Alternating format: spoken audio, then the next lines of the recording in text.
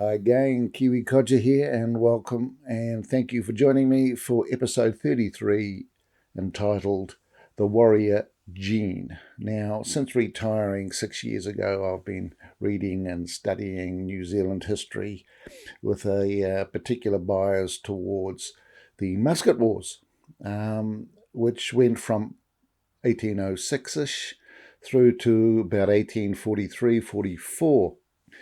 And the books I've used as my references, mainly the ones by Ron Crosby. That's his new one there called The Forgotten Wars. And the main one is The Musket Wars. Also, a lot of references from other people as well.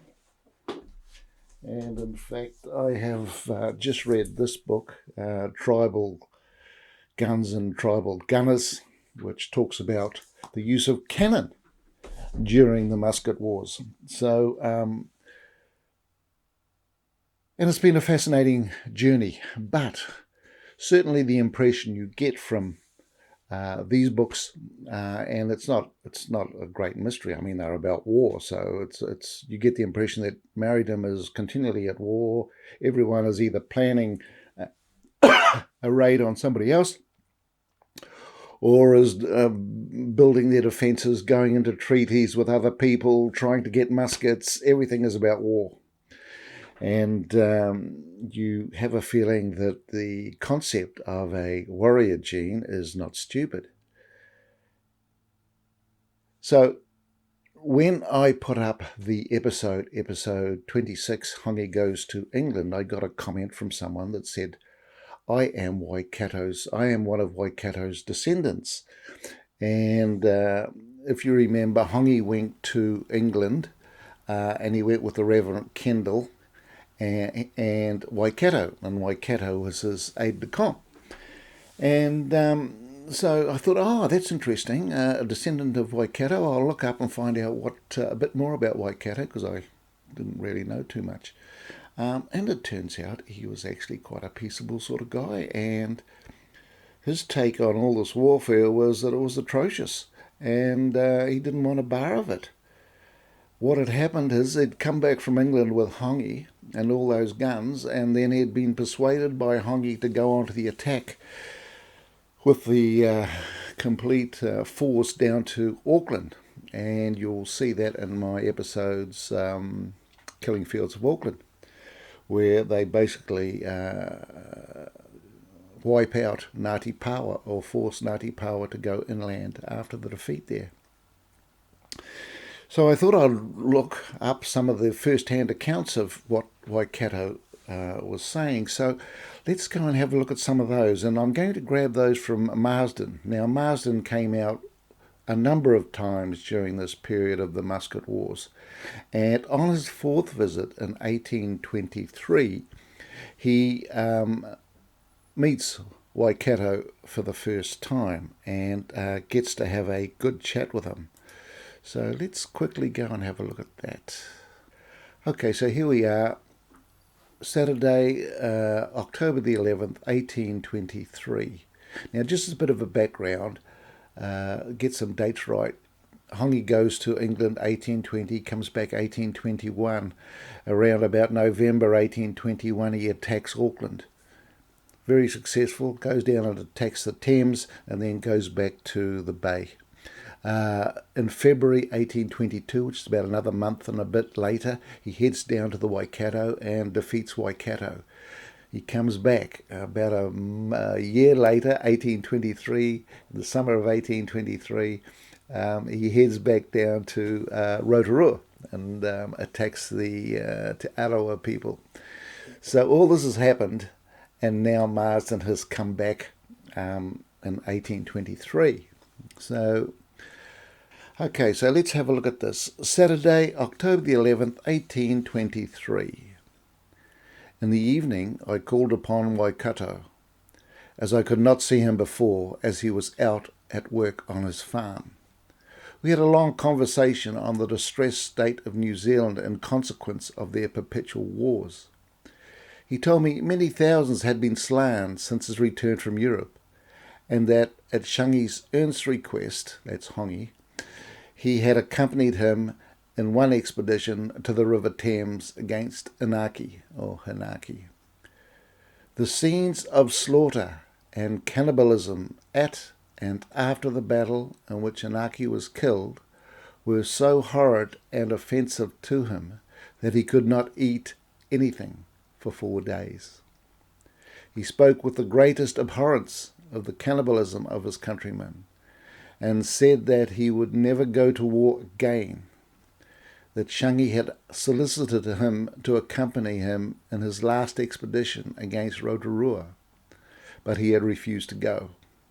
He observed the New Zealanders would never be quiet from war, and that he could not live in the country, and asked me if I would afford him any protection if he and his family came to Port Jackson, which is Sydney. I promised him I would. Now, when I read this, I'm thinking, wow, that's interesting, Waikato.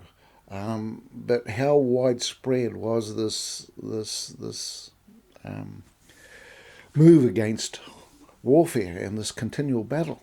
Well, it was moderately common. So here's another one.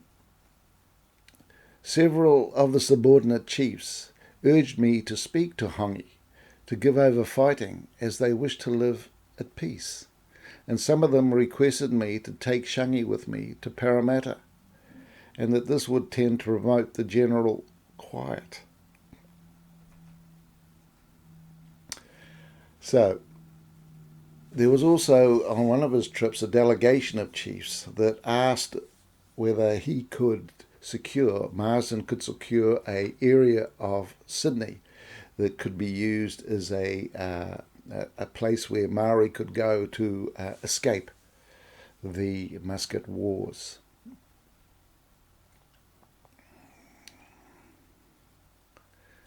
Here's another one, which is September 1820 on his third trip.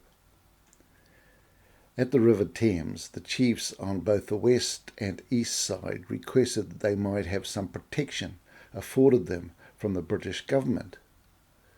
Wherever I have been, the chiefs and people are sensible of the advantages of some regular government, and most of them wish to lay aside their war pursuits and turn their attention to agriculture, but allege they are compelled to fight for self-protection, as they have no government and nothing but their spares to depend upon.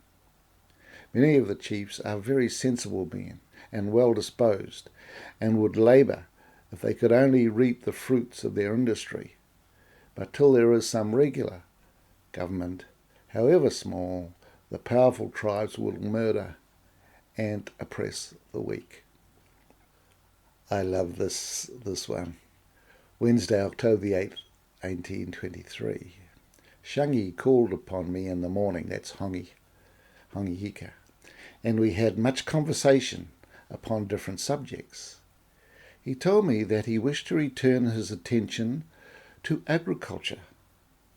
If I would send him a man and teach his people to plough and furnish him with a team, he would then make a road into the interior to Waimate, about 12 miles from the missionary settlement, where the land was rich, and carry on his cultivations there. I replied that if he would give over fighting, he should have a man and a team, and told him if he wished to be King of New Zealand, he must become a great farmer first and get plenty of provisions, and when he grew rich in provisions, he would increase his power and influence on New Zealand. However, he did not promise to abstain from war.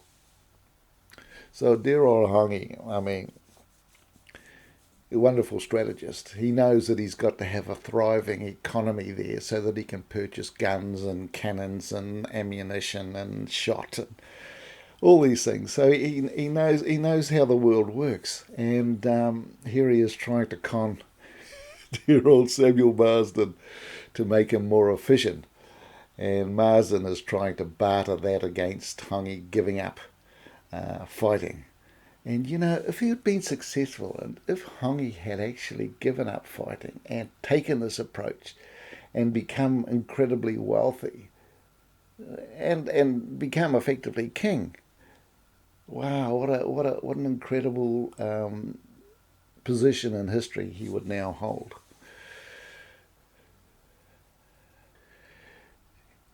This is Waikato talking to Marsden again in 1823.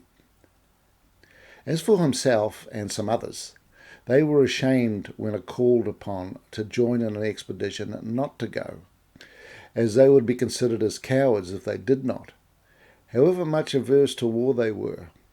But he was determined to leave New Zealand rather than be compelled to fight. And in fact, Waikato never went on to fight again. In fact, he was used as a sort of a peaceful, a peacemaker in the bay by Marsden on a number of occasions.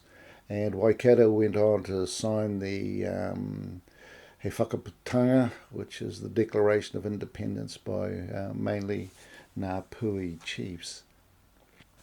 So in essence, there was a percentage of Maoridom quite happy to live in peace and to raise crops and use the modern technology to make their lives better. But unfortunately, there was a number of warring chiefs around New Zealand, and these were the guys that were driving the move towards warfare. And because there was no central authority to protect people had to protect themselves, then you were kind of on this treadmill of war. And so your only hope was to gain muskets. And of course, once you gained muskets, all of a sudden you're powerful, and you started thinking, well, actually, I've got a few issues with that hapu down the road or whatever, and things just kind of carried on like that. So the thrust of this episode is to say there's really no such thing as a warrior gene. The society that Maoridom was built around, and the tradition of revenge, or utu, was extremely strong, and the use of European muskets and powder, etc., just made everything so much worse. And but there was a large proportion that would have quite happily lived in peace, just like today. Anyway, that's this episode. We'll get back to warfare on the next one. Until then, take it easy.